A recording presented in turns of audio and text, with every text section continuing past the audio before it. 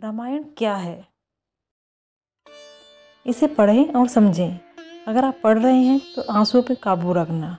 रामायण एक छोटा सा वृत्तांत है, उसी से शायद मैं आपको कुछ समझा सकूं। एक रात की बात है, माता कौशल्या जी को सोते में अपने महल की छत पर किसी के चलने की आहट सुनाई दी। नींद खुल गई। पूछा, कौन है? मालूम पड़ा श्रुति कीर्ति जी, सबसे छोटी बहू, जो शत्रुघ्न जी की पत्नी है। माता कौशल्या जी ने उन्हें नीचे बुलाया।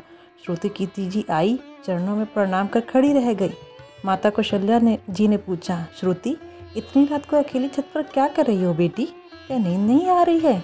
और शत्रुघ्न कहाँ है?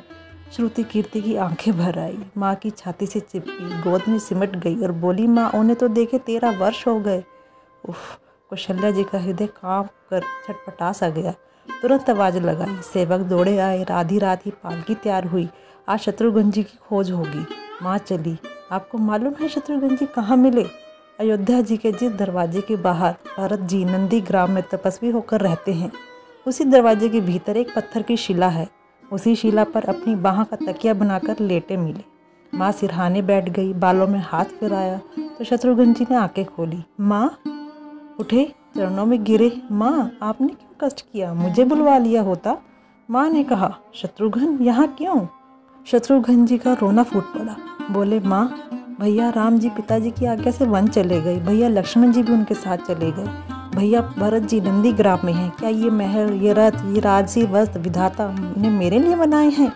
माता कौशल्या जी निरुत्तर रह गई। देखो, क्या है ये राम कथा? यह भोग की नहीं, त्याग की कथा है। यहाँ त्याग ही तो प्रतियोगिता चल रही है और सभी प्रथम है, कोई पीछे नहीं रहा। चारों भाइयों का प्रेम और त्याग एक दूसरे के प्रति अद्भुत, अभिनव और अलौकिक है। रामायण जीवन जीने की सबसे उत्तम शिक्षा देती है।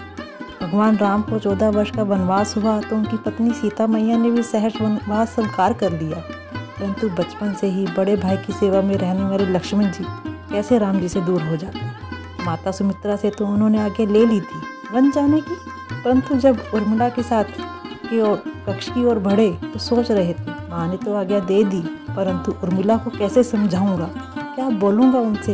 यही सोच विचार कर लक्ष्मण जी जैसे ही अपने कक्ष में पहुँचे तो देखा उर्मिला जी आरती का थाल लेके खड़ी थी और बोली, आप मेरी चिंता छोड़ प्रभु श्री राम की सेवा में वन को जाओ।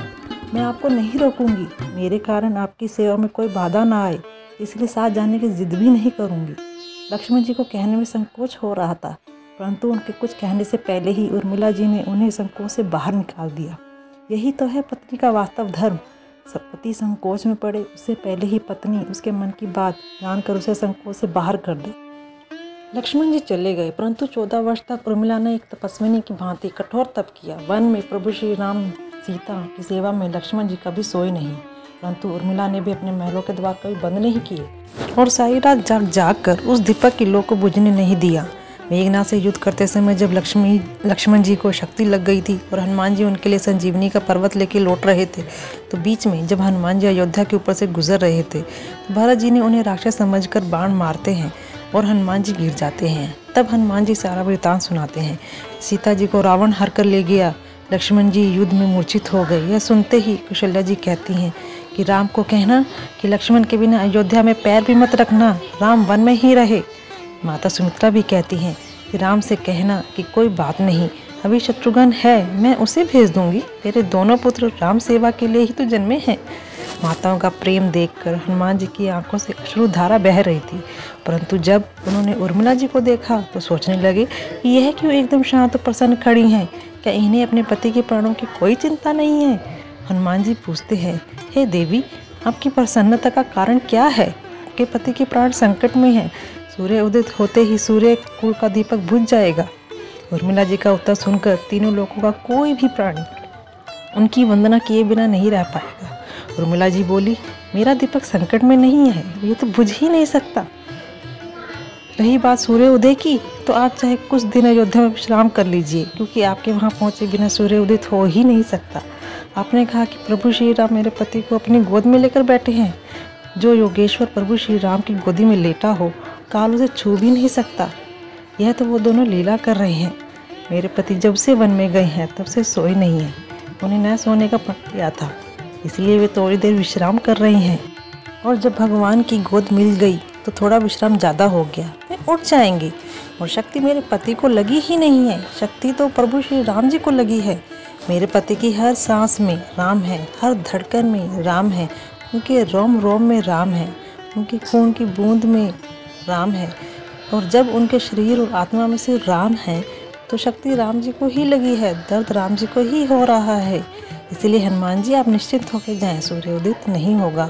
राम राज्य की नींव जनक जी की बेटियां ही थी, कभी सीता तो कभी उर्मिला। भगवान राम ने तो केवल राम राज्य का कलश स्थापित किया, परंतु वास्तव में राम राज्य इन सब के प्रेम, त्याग, समर्पण और बलिदान से ही आया है। जिस मनुष्य में प्रेम, त्याग की, समर्पण की भावना हो, उस मनुष्य में राम ही बसता है। कभी समय मिले तो अपने वेद, पुराण, गीता, रामायण को पढ़ने और समझने का प्रयास कीजिएगा। जीवन को एक अलग नज़रिए से देखने और जीने का सुअवसर मिलेगा। लक्ष्मण सा भाई हो, कौशल्या माई हो, स्वामी तुम जैसा मेरा रघुराई हो। नगरी हो अयोध्या सी, रघुकुल सा घराना हो, चरण हो राघव के जहाँ मेरा ठिकाना हो त्याग भरत जैसा, सीता सी नारी हो, लव कुश के जैसी संतान हमारी हो। श्रद्धा हो श्रवण जैसी, शबरी सी भक्ति हो, हनुमत की जैसी निष्ठा और शक्ति हो। यही तो है रामायण, पुण्य कथा श्री राम की। अगर आपको ये वृत्तांत अच्छा लगा हो तो आगे सभी के साथ शेयर कीजिएगा और हाँ, सब्सक्राइब भी कर लीजिएगा। बच्चों को ज़रूर दिखाइए। धन्यवाद।